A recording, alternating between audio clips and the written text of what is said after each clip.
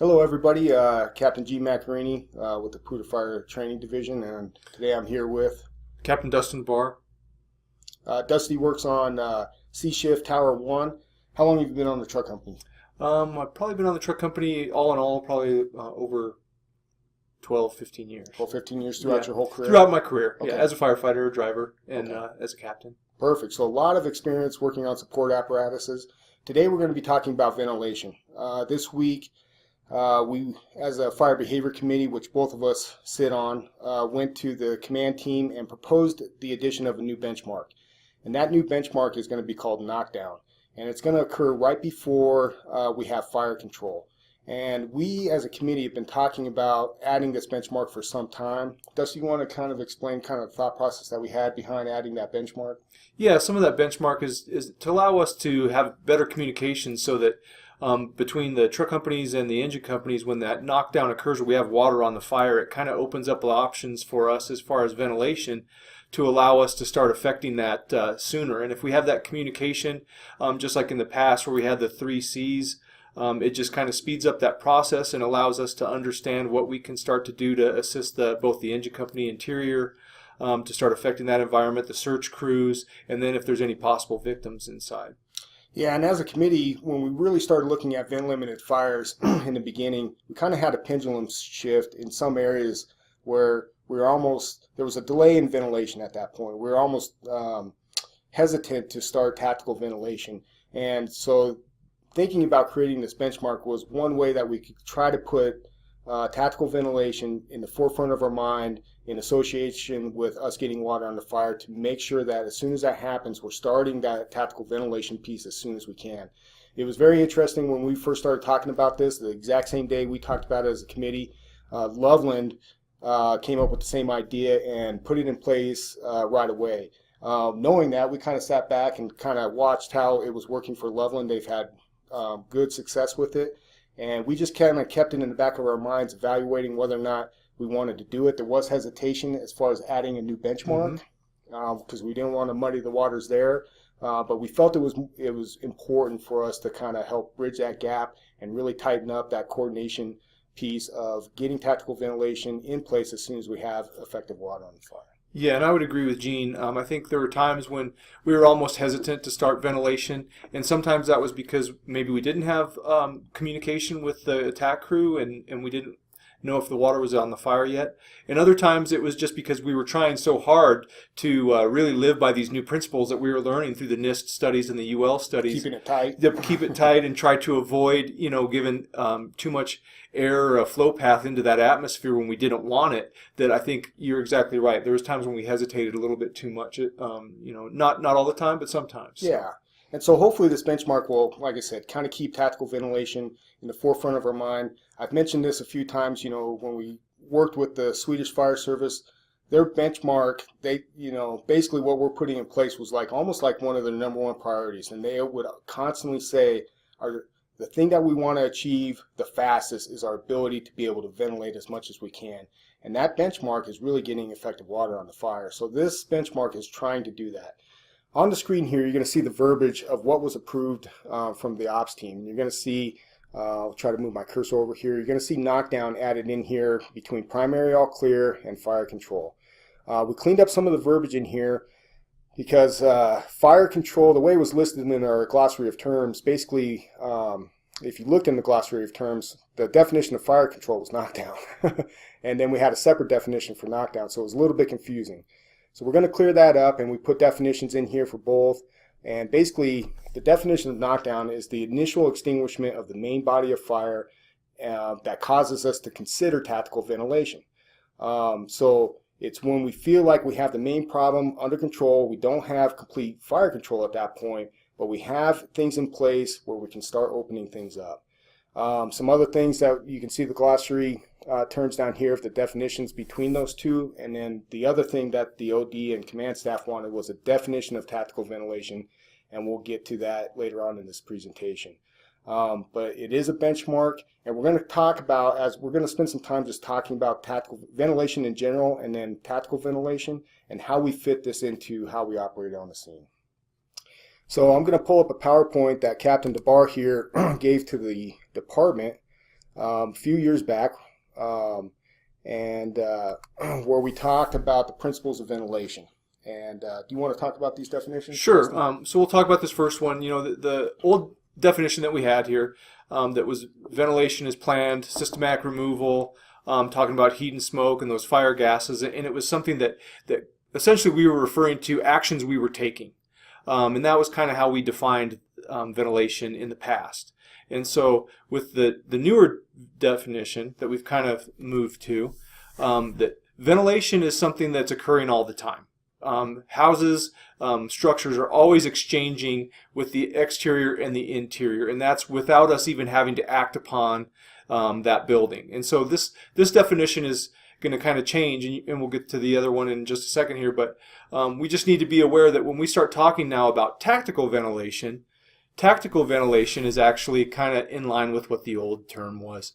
So tactical ventilation is merely us now taking an active role in ventilating that structure. So whether that be through hydraulic ventilation, vertical ventilation, positive pressure, whatever it is, it's us acting upon that environment actively to change it.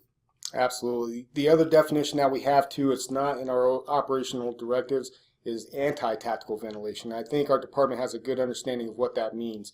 And that goes back to our understanding of vent-limited fires, of just keeping it tight. We're still controlling it, right? It's still a form of tactical ventilation, but we're trying to do what we can to basically restrict how much air is moving in and out of that building. So that's the kind of the rough definition of tactical anti-ventilation. Mm-hmm. So what we're going to do now is we're just going to kind of talk about ventilation in general.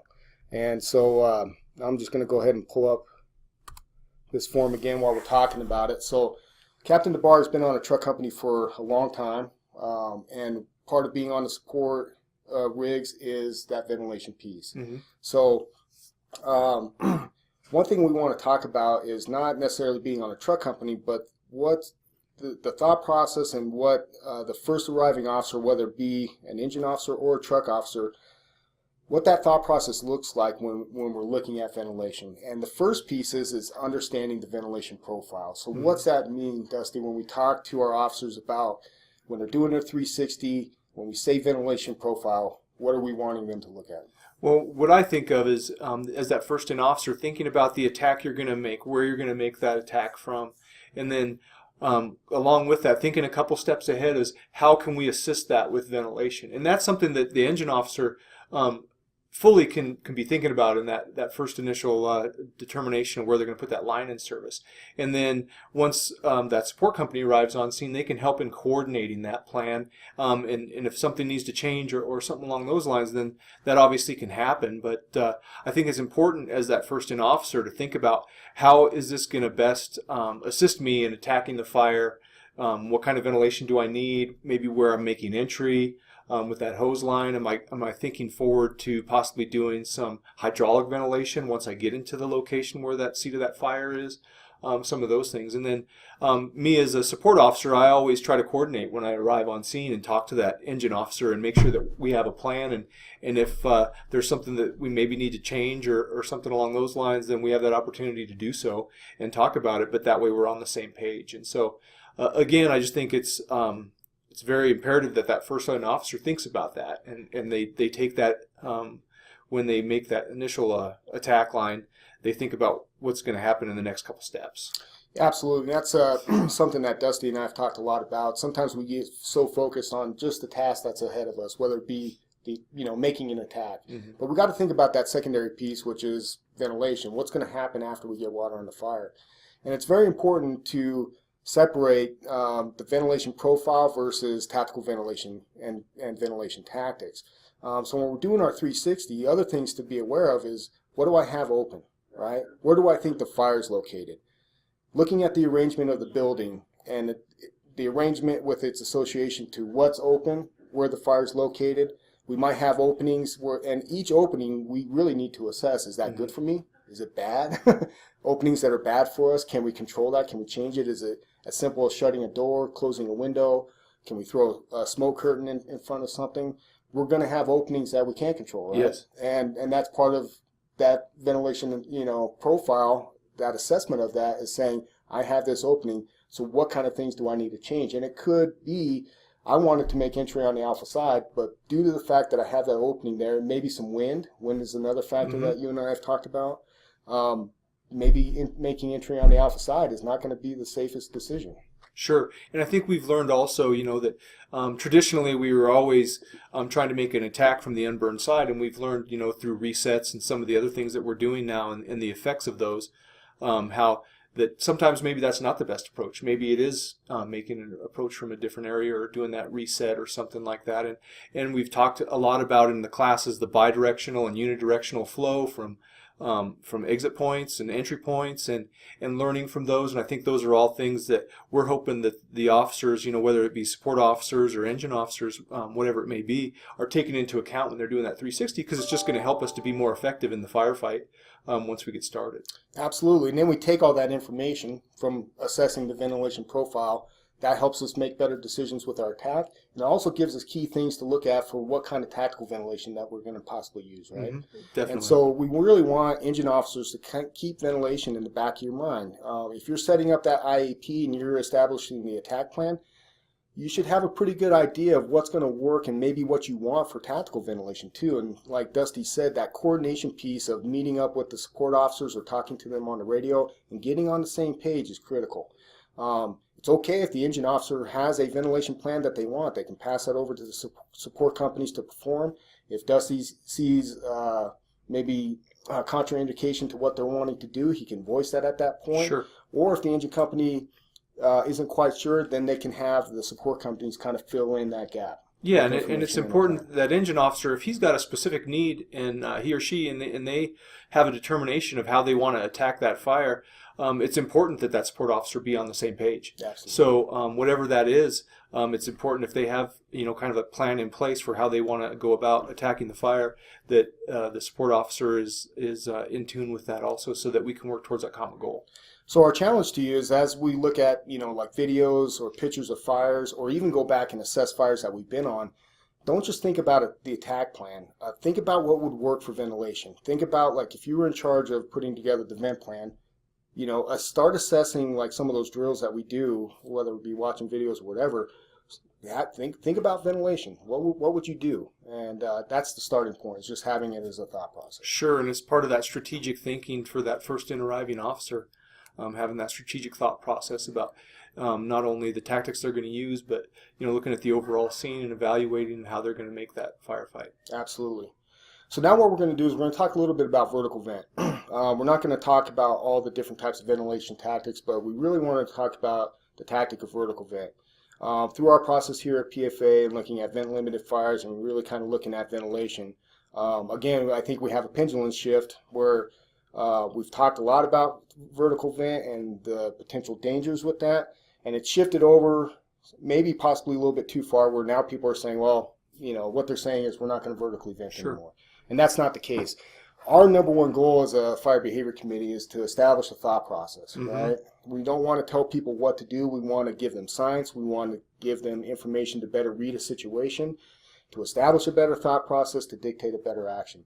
That's our number one goal. We're not going to, it's not our intent to say anything is off the table. Right? Sure, and I think that's very important what Gene's saying there. And we definitely, as a committee and as a group, we wanted to make sure that we are presenting the information that's coming out of the studies, and that we're learning through some of these processes, the scientific approach. But along with that there's a lot of different ways we can go about this job, and it's being thinking firefighters and thinking why am I doing what I'm doing, and how is this going to affect the overall scene, and how is this going to affect the strategy that we're using, the tactics we're using. So there's a lot of different ways we can go about it, and I think it's just thinking those through so that we're, again, 2 or 3 steps down the road, thinking of how that's going to affect the overall scene. Yeah. One thing I share with Captain DeBar is my thought process with any tactic. It doesn't matter if it's ventilation, hose line deployments, rural water supply issues, or things like that. The things that I think about are time, the resources needed, and the effectiveness of whatever that plan is that I'm thinking about. And I think that's an important thought process, or different things to factor into when you're looking at tactics on a fire ground. And some examples are with vertical vent. Every time we have discussions about vertical vent, the first thing that's brought up is it's the best thing to give you a vertical lift. Sure. Right? And that's absolutely true, but both Dusty and I feel like that's a very narrow thought process when we look at that tactic. A good example to compare that to is a 2.5-inch attack line. If you just, talked about a 2.5-inch attack line and said, yeah, it flows a ton of water, that's basically saying the same thing, that compares to the example of vertical vent. And same thing with the 2.5-inch attack line. That's a very narrow thought process when looking at that that hose line selection with that. And so vertical vent is tricky when we look at those three things. So Dusty, you've been on the truck company. You've cut a lot of roofs in your career on scenes, and also drilling it as a support company officer in a straightforward house, being fairly close to it. What's a rough time frame for a fast implementation of vertical vent from getting off the rig, getting all the equipment to it, getting up on the roof, and cutting the hole? Yeah, and sure, like you and I have talked about, Gene, I think, you look at that time frame that you're talking about, and I think if you know exactly where you're going to cut the hole, you know that you're going to do it, you set the air brake and the firefighters pile off and they start going to work, it's going to take a minimum, in my opinion, about 5 minutes before that's going to get affected. And that's when, all the situation is just right. You are close. It's ideal. Yeah, you can get the ladders. Maybe it's a ranch style house, right? So you low pitch. Easy, you have an easy pitch and all those things. So all those things considered, it's going to be a minimum of that, probably 5 minutes in that range, and more often than not, it's going to be longer than that. Yeah. So it's just a determination of, is this the best utilization of my resources? 2 people, right? 2 people, yeah, it's going to be minimum 2 people, depending on what you have. So you take that away, and then obviously that's going to affect the other things that are going to get done on scene. So those are all considerations we have to take into account, just like you stated earlier. How long is it going to take? What resources is it going to take away from other things maybe we need to do? So we got to look at those priorities. And then once I get it accomplished, is the timing going to be right so it is effective for what we're doing? And that's not to say that we're never going to do it. It's just a thing of taking into account all those thought processes and decision making when we do that, so we can set our priorities and go to work. Yeah, no doubt that vertical vent's effective. Yes. Right? But with everything, there's always a give and a take. For that effectiveness, we're compromising utilization of time and resources, and then also potentially additional damage to the house. Exactly. Right? And so that's the thing that we look at when we look at ventilation tactics is factoring all that in, and it's a lot to factor, right? But that's kind of I think it's kind of one of the pure enjoyments of being an officer is that challenge of that thought process and coming up with the ideal plan for the situation. And so when we look at ventilation, one thing we really want to drive home, especially with engine officers, is the concept of hydraulic vent. So kind of talk to us a little bit about that tactic. So one of the things that Gene and I talked about that we like about the hydraulic vent is, like in this case, we talk about that knockdown being a new benchmark, right? That fire officer on the end of that hose line is going to know when he has that water on that fire, he starts to get knocked down. And so then they're able to affect that immediately and start changing that environment immediately. So that's going to help not only them, but if there's a search crew interior, it's going to help the search crew. It's going to help any potential victims that we have inside.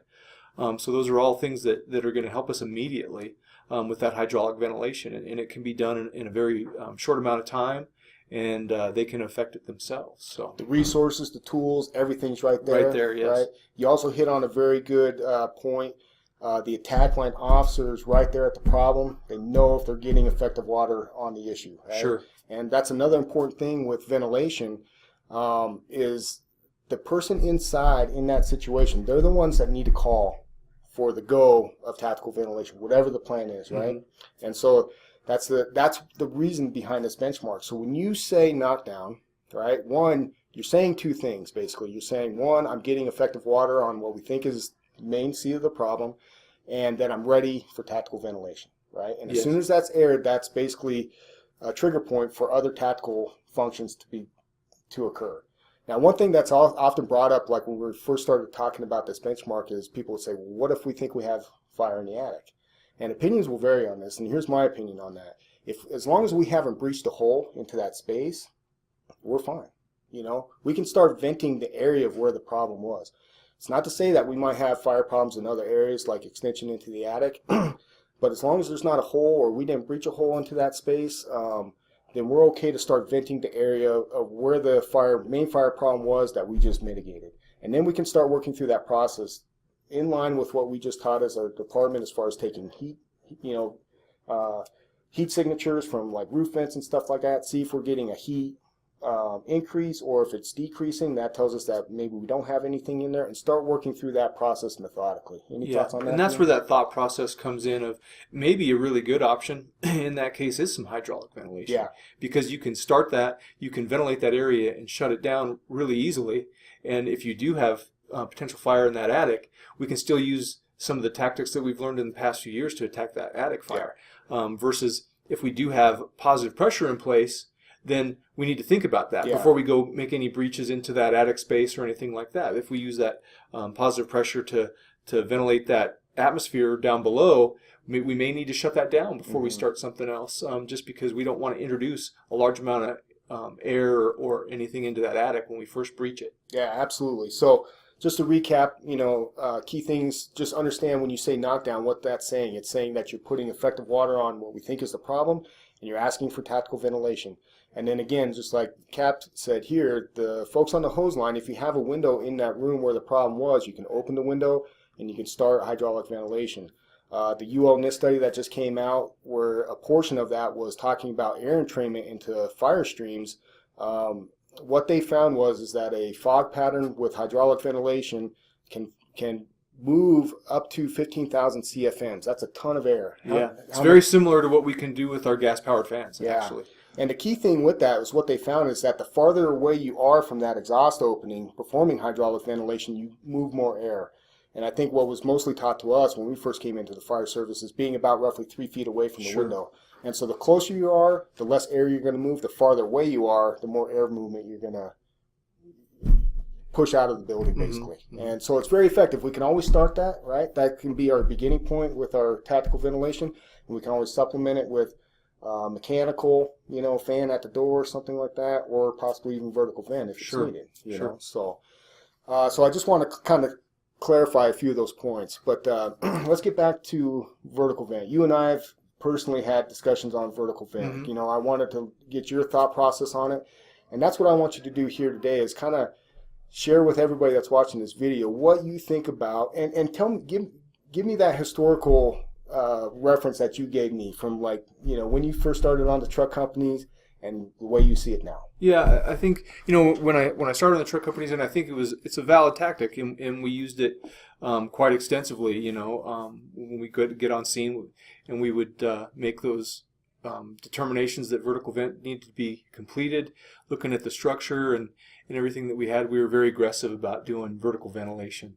I think as time went on, I think we all evaluated it a little bit more, and I think the officers were really good at the time about saying, pre-position, pre-deploy, and then make that determination. If it's something we need to do, then we're ready to go, and we can get that accomplished.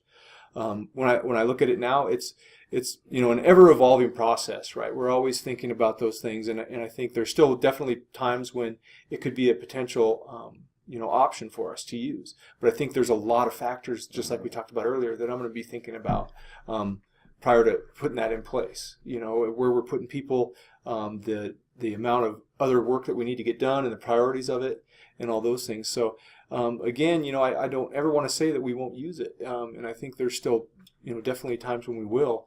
I think will we use it as much as we did historically? Probably not, just because some of the new things we've learned and some of the new ways that we're doing things now. But that's not to discount what we did before, because I thought those decisions were some good decisions, and we made some very effective firefights utilizing that technique. It's just with everything we do, it's that thought process, and it's that ever evolving education and learning on how to better fight fire.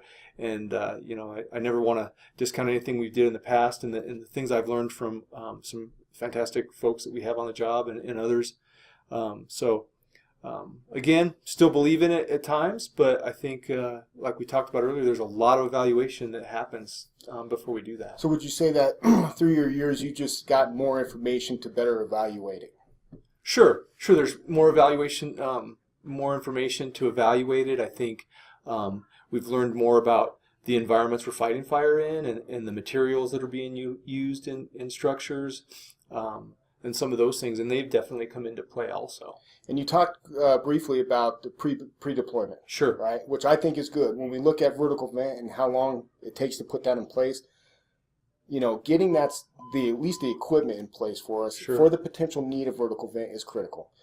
But you and I had a discussion that at times it wasn't rampant. Sometimes that turned into just strictly going to the roof. Sure. Right? And just having a mindset from the rig, we're going vertical, without completely going through the process that you talked about, assessing the situation and determining the need, or determining if that tactic was needed for that event. Yeah, I'm sure there were times when there was some misunderstanding, you know, from individuals on what that meant. Mm-hmm. And my understanding from the officers that I worked for, that was, we get that in place because we don't want to get behind the curve, yeah. but it's not something we're just automatically doing. Yeah. And that was something I really felt was, you know, a good learning, you know, good learning point for me from Yeah. those officers was, hey, we're going to get this stuff ready to go. If we need to go to the roof, we can.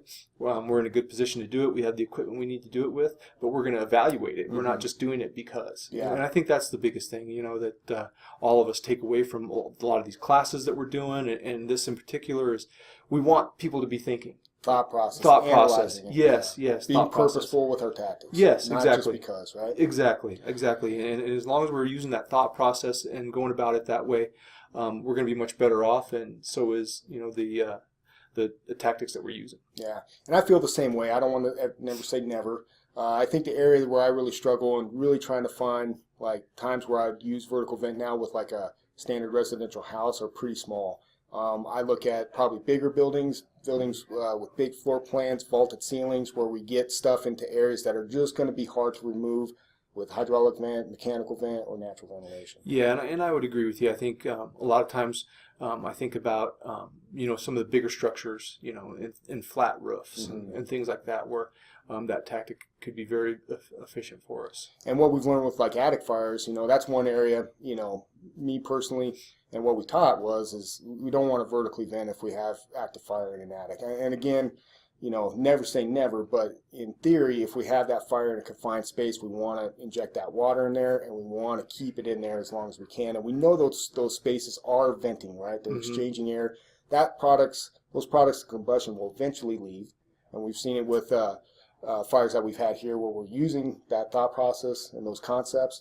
And so that'd be another thing to look at too with you know, fires in non-livable confined spaces, you know, just a different. Would you agree that we have a different thought process in vertical vent on those? I think in some cases, I think, you know, historically there were many officers that even then understood those concepts. Yeah, and kept it tight, and we'd get the conversion. Yeah, we'd get everything in place. You know, there were times when we would get things in place and we would attack from underneath. But there were also times when we did have those situations where maybe we weren't going to be able to get very good access to areas, or we were going to have problems with things. So that at those times maybe vertical ventilation was used. And I can think of some instances commercially mm-hmm. where we use some of that. Yeah, I think, you know, we do look at those a little bit differently now, and across the board, I think we've kind of learned in the past few years that sometimes that opening from below, making a small opening, getting some conversion up there is going to serve us a lot better than just flowing a lot of water from maybe the wrong place, or maybe it's the right place, but it's too much, whatever it might be. But yeah. I think we've come a long way with some of that stuff. Yeah, absolutely. Well, anything else to add on ventilation in general, or anything else you think would be good for the folks? I think we covered a lot of material. We did. You know, and I would just say, you know, constantly be learning, and you know, that we're trying to do the best we can to provide some of that information as a fire behavior committee, and we don't have all the answers, certainly, and I think that you know, if we continue to learn and look at some of these things and take away from it what works here at PFA and how we can do our jobs better, I think we're also helping the community. So. Absolutely. And if you're looking for any more current, up-to-date information on tactical ventilation, I would say Ed Harton with Container Fire Behavior Training here in the United States. Just from my own readings, I think that guy has a really good understanding of ventilation, the science behind ventilation, and how we can apply that to our tactics. So if you're looking for additional information, definitely look him up. Let me know if you need help finding his information, but he has great resources out there when it comes to ventilation for basically structural firefighting. So, anything else, Steve? Not for me. Well, thanks for your time, man. I appreciate you coming by and chatting about this. All right, enjoy it. Hit us up if you have any questions, and the same thing goes for the rest of the Fire Behavior Committee. Utilize us, ask us questions. We're here to help you in any way. And our number one goal is to expand our thought process. We're not here to tell you what to do, what not to do. We want to be thinking firefighters, and sometimes we fear that because there might be answers that we don't know, but that's our challenge. I think that's the thing that drives us forward. So enjoy it. Be safe out there.